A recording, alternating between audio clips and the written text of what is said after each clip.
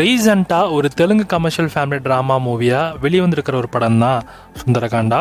இந்த படத்தோட தமிழ் வெர்ஷனை இப்போ உங்களுக்கு ஜியோ ஹாட்ஸ்டாரில் ஆட் பண்ணியிருக்காங்க. தமிழ், தெலுங்கு, ஹிந்தி, கன்னடா, மலையாளம்னு 5 லாங்குவேஜஸ்ல இந்த படம் அவைலபிளாக இருக்குது. இந்த படத்தில் நம்ம ரோஹித்தும் மற்றும் ஸ்ரீதேவி விஜயகுமார் தான் லீட்லாக ப்ளே பண்ணியிருக்காங்க. படத்தோட தமிழ் டப்பிங்கும் ஓரளவுக்கு டீசெண்டாகவே இருக்குது. இது ஒரு ரெகுலர் தெலுங்கு கமர்ஷியல் ட்ராமா மூவின்றதை மைண்டில் வச்சுட்டு படம் பார்த்தீங்கன்னா இந்த படம் உங்களுக்கு பிடிக்கும்.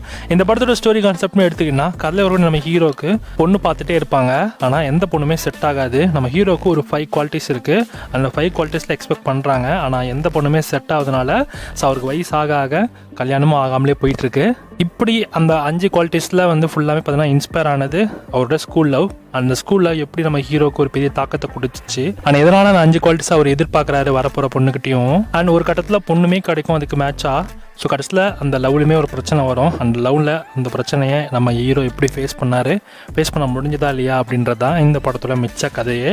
ஓவராலாக படம் ஒரு ரெகுலரான ஒரு ஸ்டோரி தான். தமிழ் டப்பிங்கை பொறுத்த வரைக்கும் சாங்ஸ்மே ஓரளவுக்கு ஒரு டீசெண்டான டப்பிங்கை பண்ணியிருக்காங்க. தமிழ் டப்பில் பார்த்தீங்கன்னா அதுவுமே டப்பிங் சூப்பராக இருந்துச்சு அப்போவே வரப்பயே. இப்போ தமிழ் டப்பிங்லாம் ஃபுல்லாக பார்க்குறதுக்குமே இந்த படம் ஓரளவுக்கு டீசெண்டாகவே இருக்குது. எனக்கு டீசெண்டாக இருந்துச்சு. மேபி தெலுங்கு கமர்ஷியல் மூவி லவர்ஸாக நீங்கள் இருந்தீங்கன்னா உங்களுக்கு இந்த படம் உங்களுக்கு பிடிக்க வாய்ப்புகள் ரொம்ப அதிகம். இந்த படம் தெலுங்குலேயே நல்லாவே போச்சு. தமிழ் டப்பிங்லாம் நீங்கள் பார்க்க வெயிட் பண்ணிருந்தீங்கன்னா இந்த படத்தோட தமிழ் வெர்ஷன் இப்போ உங்களுக்கு ஜியோ ஹாட்ஸ்டாரில் இருக்குது. செக் பண்ணி பாருங்கள். ஆனால் இந்த படத்துக்கு SRS 5க்கு 3 கொடுக்கலாம்.